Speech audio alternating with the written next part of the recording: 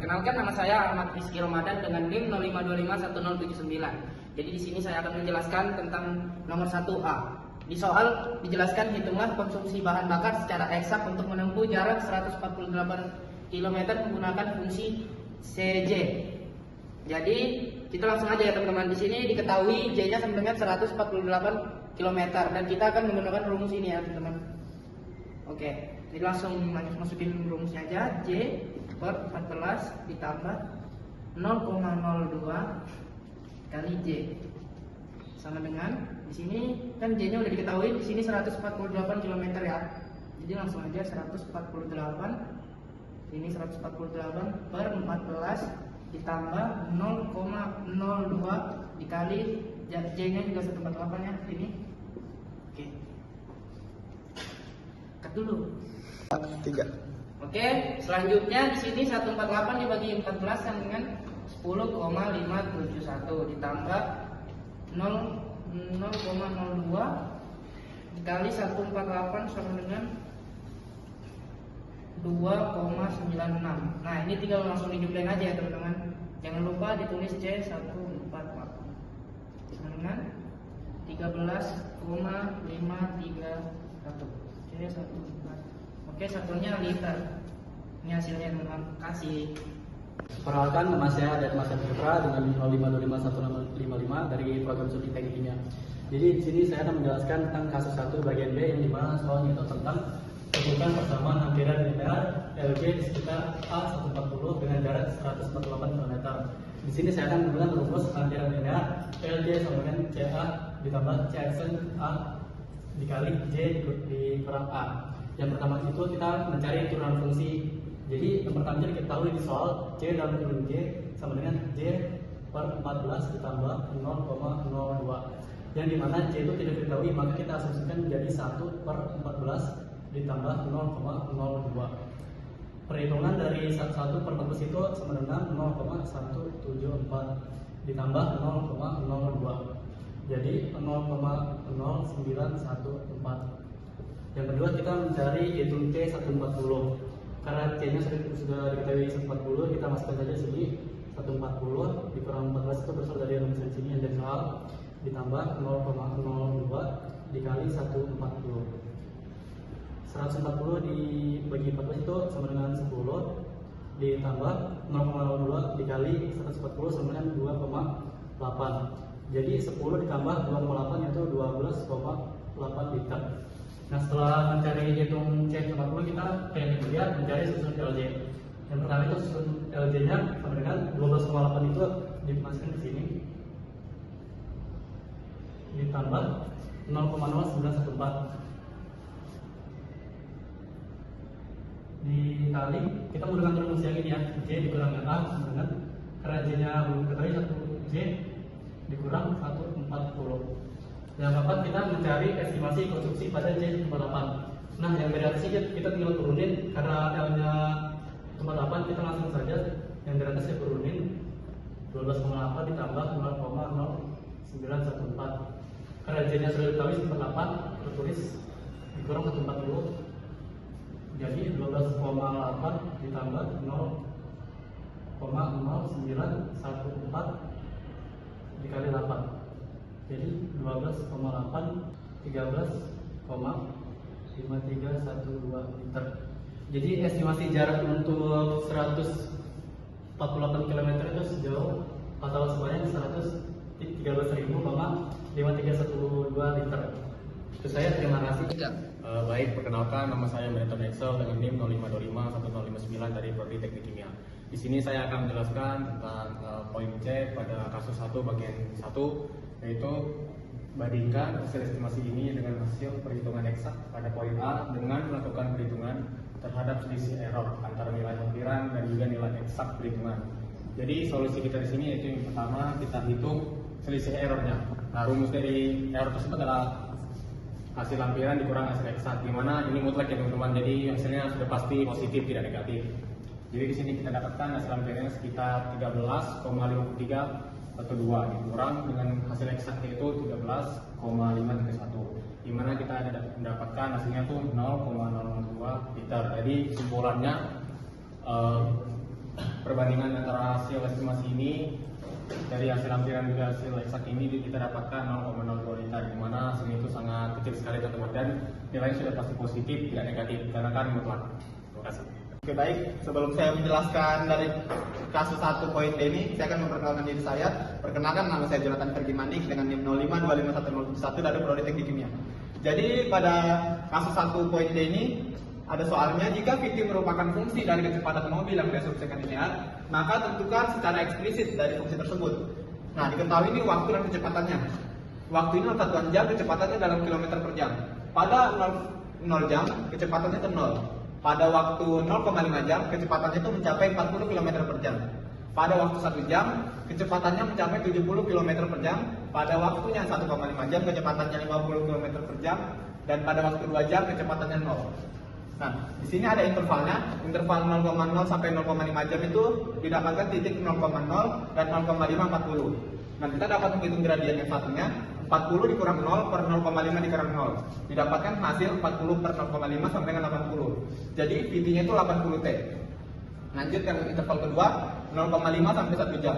Titik 0,5, 40 dan 1, 70. Dapat dihitung M2-nya 70 dikurang 40 per 1 dikurang 0,5 dan didapatkan hasil 30 per 0,5 yaitu 60. VT-nya itu dapat dihitung dengan 40 ditambah 60 dikali T kurang 0,5 dan didapatkan hasil 60 T plus 10. Selanjutnya yang ketiga, interval 1 sampai 1,5 jam. Itu didapatkan titik 1, 70 dan 1,5, 50. Dan didapatkan gradien yang tiganya 50 dikurang 70 per 1,5 dikurang 1. Didapatkan min 20 per 0,5 sama dengan min 40. VT-nya dapat dihitung 70 dikurang min 40. T min 1 sama dengan min 40 T plus 110. Yang keempat, interval 1,5 sampai 2 jam. Titik 1,550 dan 2,00.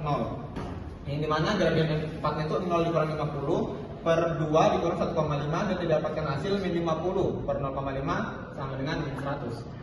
VT-nya didapatkan 50 dikurang 100, T min 1,5 sama dengan min 100 T plus 200.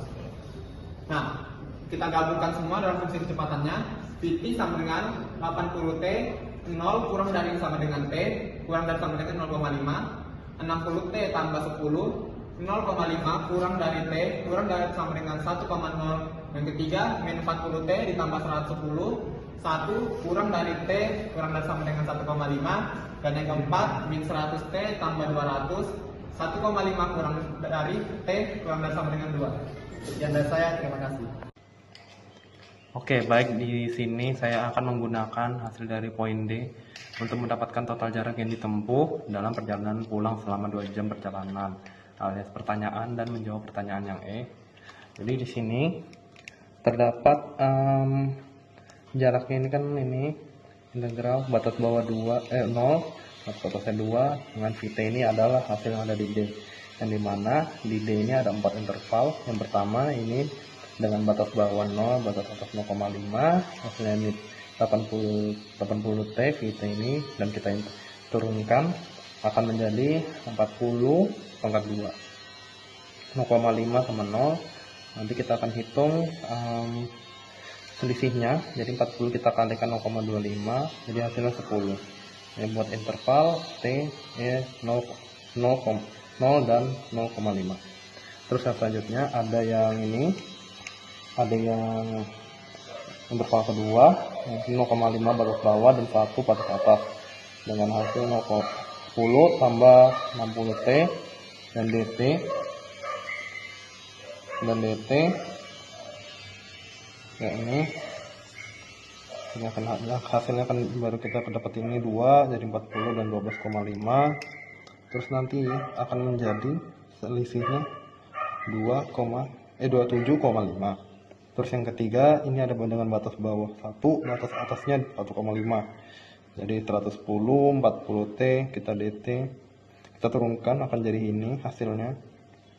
Dan kita akan hitung selisih keduanya. Nah, ini sudah didapat nilai ini atas dan bawah. Jadi kita hitung selisihnya, dapat selisih 30.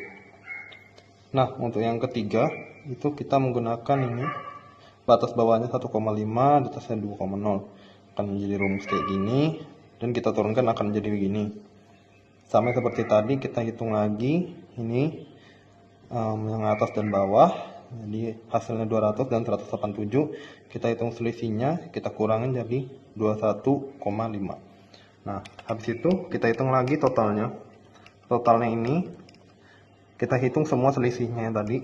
Hasil-hasil selisihnya yang dimana ini 10, 1, yang 2 ini 4, yang 2 ini 27,5, yang 3 ini 30, yang 4 ini 12,5. Akan menjadi hasilnya 80 km. Sekian.